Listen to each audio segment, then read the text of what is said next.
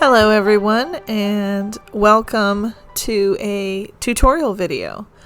Today we're going to be starting a portrait of my Aunt Anne. That's her right there. We're using a 16 by 20 canvas. I'm using my monitor on my keyboard as basically a light box. I use painter's tape to keep it from leaving any kind of sticky residue. It comes right up and it doesn't leave anything on there. Here you can see how I have used a mechanical pencil to outline all of the major shapes and shadows just to make sure I have everything in place to begin with. This has been a valuable tool for proportion for me. Over the years I used to freehand everything, and it took a long time to get the proportions correct. So here I'm going to transfer it to my 16 by 20 canvas. And I'm using graphite paper. Always make sure it's on the correct side. It's the darker side. That's the side that writes. It's pretty easy to tell though. You can rub your fingers on it and it'll come right off your fingers. I have a big roll of it. I found it was more cost effective. So I just tucked it up under the tracing paper where the original drawing was. And now I'm using a ballpoint pen to go over the lines to transfer them to the canvas. These lines, I actually put a workable fixative down, a spray of workable fixative on top of them, just to keep them from smudging around, even though when I do portraiture or any kind of realistic acrylic painting, I use lots and lots of layers, so generally I don't have a problem with my graphite showing through, but because this was a portrait, I just wanted to make sure. And so here you can see I'm pretty meticulously going over what I put there to begin with.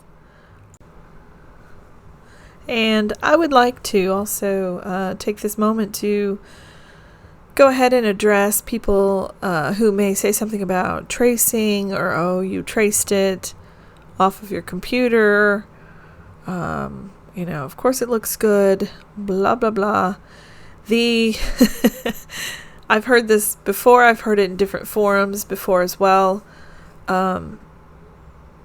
Tracing a line drawing and saying this line drawing that you're looking at right now is mine is wrong.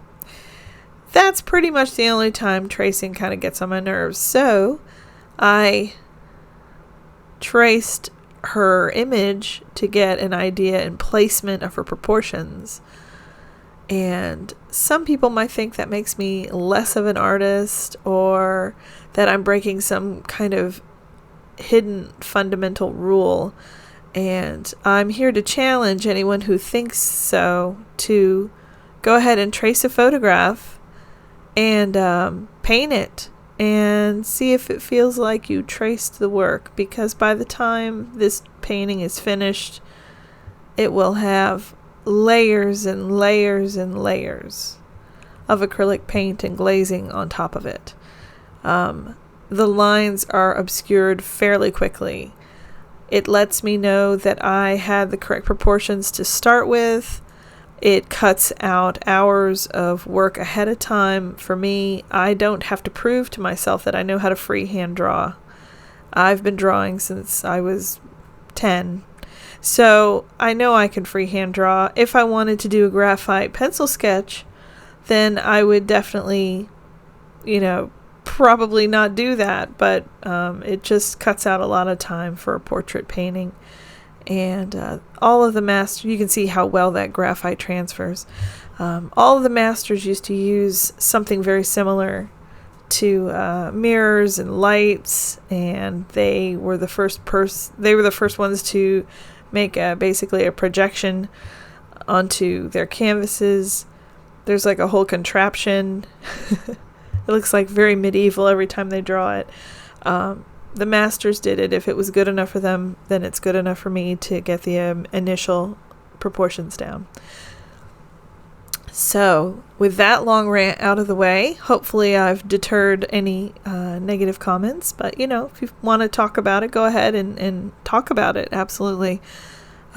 Tracing helps your memory muscles It helps you realize how a shape actually looks as opposed to what your brain might be tricking you into thinking it looks like. If you're having trouble with a nose and you keep drawing it and you just can't get it right. I used to have problems with various parts of the face when I was learning how to do graphite portraiture, and I started tracing it and I was like, oh, that makes sense. Now I can kind of see how those shapes come together. And then I would shade it, and then I would draw it on my own. So you can use it as a learning tool. So this negative rap that tracing gets to me is not warranted. Here I ran through my paint colors. I did spritz my palette. That is a very old palette. Believe it or not, I cleaned it. That was clean before I started. So that's a Filbert number 12. And I'm going to lay in the underpainting for the background. I do this very quickly. And I'm so sorry that I'm holding it. I don't know. I was having some kind of brain malfunction where I'm like, I can't get my tripod. I can't set it up. It just wasn't occurring to me. Sometimes I get really excited about starting a project, and everything else takes a back burner in my mind. I'm just kind of overwhelming myself with the excitement of it. So I think that's kind of what happened. I don't do it through the whole painting, I promise. So it's a little wiggly and weird right now because I just started painting without having anything behind it and without having my camera on a tripod. I was set up for my sketchbook painting and drawing, which I've been doing a lot of lately, and just jumped right into it. Anyway, so I kind of slapped the paint on. This is real time. This is not sped up. I will speed up pieces later, but right now this is really me just literally slapping some color on top of that white canvas. I call it killing the white because that's all you see when you're looking at a canvas. It's just a bunch of white. And it doesn't help. You can't really judge how light or how dark things need to be. You really just have to get that underpainting on there to get rid of the glare. I'm following her outline pretty carefully. I usually soften that edge, but it's kind of hard to tell, but I made sure I didn't have a whole lot of paint on the edge of my brush at that time. But usually I don't scrape down the side. I do that in a couple places. Hopefully that doesn't come to bite me later. But usually I just go softly over the edge. But this color also is so dark, I knew I was going to lose my edges from my graphite if I did that. So this is my lovely Aunt Anne. She passed away last year, so myself and many of my family members, including my mother, are kind of waiting in anticipation to get a portrait, and I really hope I do her justice. She was such a beautiful, lovely woman, and you couldn't have met a kinder soul, and loved to laugh. She was wonderful. I'm not gonna go into Anne's passing. It's a little too sad. So we're just gonna learn how to do a portrait from her. Sorry about that dark screen there, and I've got 2 stills to show progress. I've lost a bit of video there, so always with the technical difficulties. It's been a while, but I guess they came back a little bit. I've recently been automatically upgraded in the video editing and video editor that I use, and boy, it's not helping me out yet. So anyway, onward and upward. I am mixing up a lot of paint because now that has dried, that first pass, I am going to be going over it, as you can see here, using 3 different variations of green and mixing them together as I go as well, just to vary the bushes in the background. I've got a dark green, a medium green, and a lighter green. I didn't want too much light to be showing. There will be light streaming in from the left. She had a glow in the photograph above her head, but I kind of wanted to exaggerate it. Her bottom half of her body, that's all that was in the photograph. Sometimes I can, add on to the bodies when that happens. I don't know if I've ever done. I feel like I've done it with animals. I don't know if I've ever done it with a person. But instead, I wanted to put roses in front of her. So later on, when I detail the foreground after I get her finished, I'll detail out the foreground, and we're going to put rose bushes in front of her. As though she's in a beautiful garden, which hopefully she is. So there, I was cleaning up some of my edges.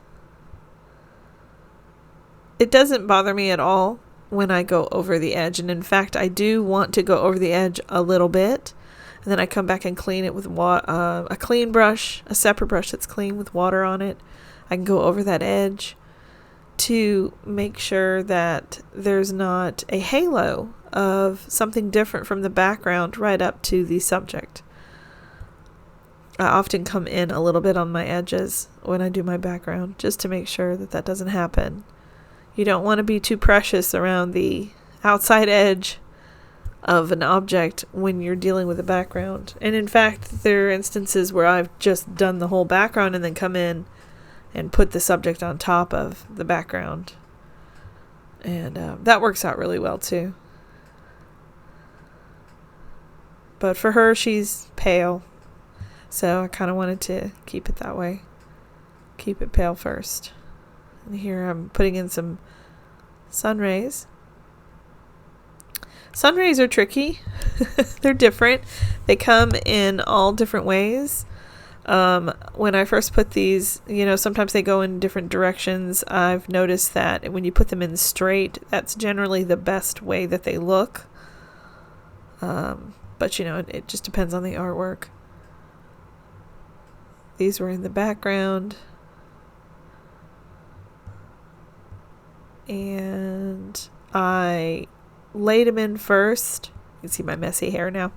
I laid them in first and then walked away and let them dry overnight, and came back this morning while I'm finishing the video the next day, editing it, and I changed it a little bit. I wanted to do some changes, so I went ahead and recorded that and put that at the end of this video too. So,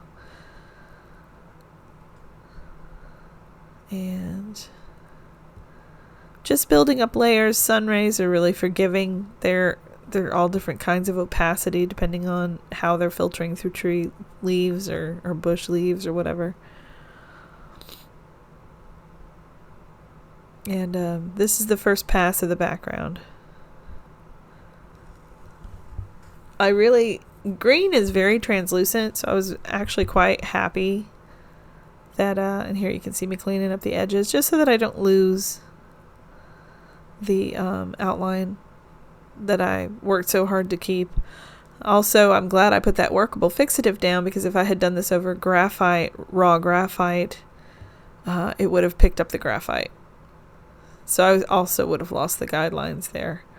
And the guidelines in her face are helpful when I put down her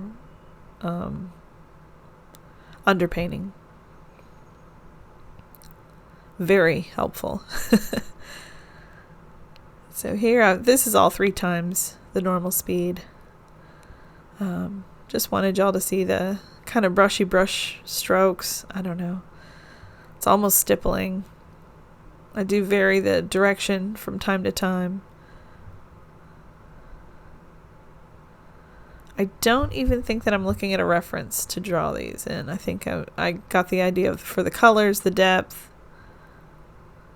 from the photograph reference. The photograph is grainy. It's very old, and it's been blown up very large, so it's not like it's a studio photo shoot or anything of that nature.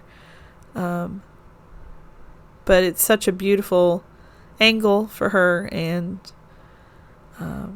she was very healthy and well in that picture, so I've always loved that photograph of her, so I'm glad that I'm using it and getting to enhance it.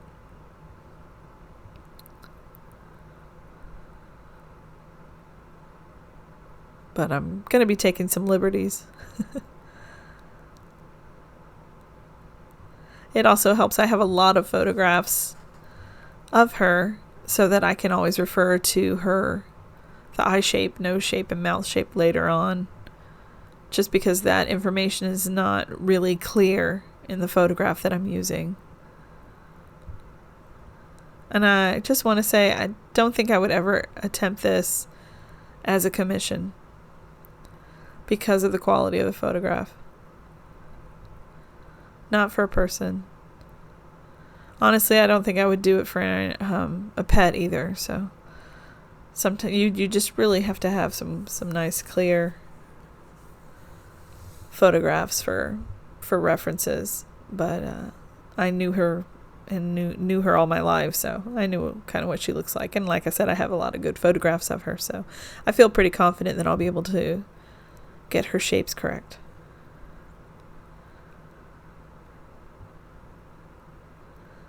So here, just finishing up.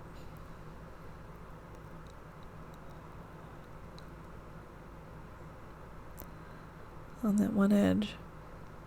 You can see it takes a lot of paint. A lot of paint. That's why I put down a hooker's green. I know that in a previous video I told y'all that I often just use red, blue, and yellow, and white. But here I knew I was going to need so much green, I just went ahead and started with the hooker's green to make sure that I had enough paint. And I still had to mix it a couple times while I was going.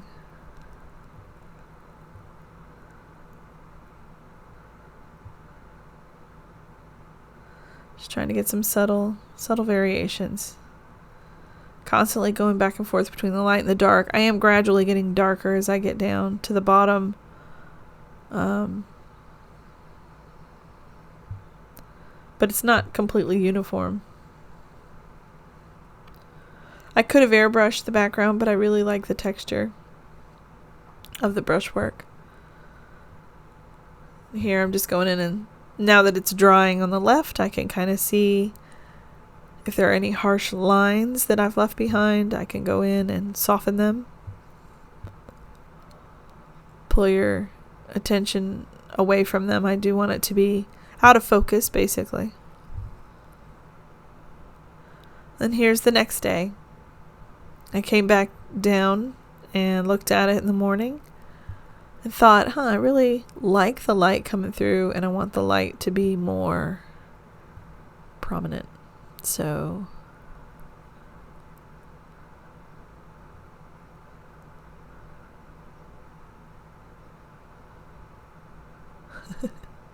I don't know why there's such a long still of this. There we go. I guess I was really thinking about it. I actually looked up some pictures of sun rays to see what it was that I was going for, what I was going to be thinking about. Again, I could have airbrushed these as well, but they're not very big, and I could do it. So basically I put down fairly thick paint, and this is real time, this is not sped up. And you can see me here with a very wet brush, and I'm just washing down the line that I laid down. So my lines weren't very straight, even though sun rays will be very straight. They do not bend. Light does not bend unless you're like near a black hole or something. I think near the edge of a black hole, light starts to bend, but if I'm not mistaken, which I could be. But yeah, so you don't want your sunbeams to be bendy. Now, they are just sometimes picking up dust and, or mist or something of that nature. So if there's a little wiggle or a little wobble, that's not the end of the world. But you can see this is what I call glazing. I'm just glazing the color really thin with water. And now I've sped it up. I also had to pull it towards me because there was such a glare in that top left corner. I really couldn't see what I was doing. So I'm sorry that it darkens your view a little bit. I played around with the color balance and just couldn't quite get it right. But this is about as clear as I could get. And here I added some very like white and yellow mixture to get it very pale.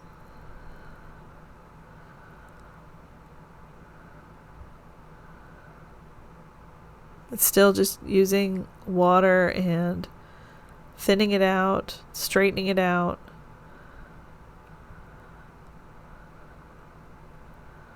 You know, they're ethereal, they're sun rays, so there's no rhyme or reason. Just as long as they're pretty straight, you're good to go. And when they have, if you look at them, when there's ribbons of them, you know, they make all kinds of thicknesses and thinness of light. So decided they would be highlighting, or kind of those bushes are in front of it, so they would be backlit a little bit. Still wanted to keep it out of focus, so I put the stronger color down and then come back. And here I stop holding it again. I'm so sorry. So it's nice and steady, but just come back with some water and fuzz it out. And don't give it a very sharp edge at all. Make sure it's out of focus. Backgrounds will always bother you a little bit, and then or me, and then when you get the subject on top of it, it makes more sense. So probably going to go into that upper right edge with the bushes too and define those, because they look a little regular and straight. I'll probably do something with those later on, but yeah, that's the finished picture as it is now. I unfortunately painted it, the underpainting, before I took a still photograph after I put the sun rays in, so I don't have a full body of the green. But the next time I have a video up, I'll have a lot of underpainting. I might actually start with the old still that I have that showed the whole thing. But anyway, hopefully this was informative and interesting. If you like tutorial videos, please drop a comment, like, and subscribe. Thank you always for your support. I really appreciate it. I really love the comments. I love having conversations at the ends of my videos. It's wonderful. But yeah, if you like this type of tutorial video, please let me know. And as always, be safe. Peace, love, and light. Bye.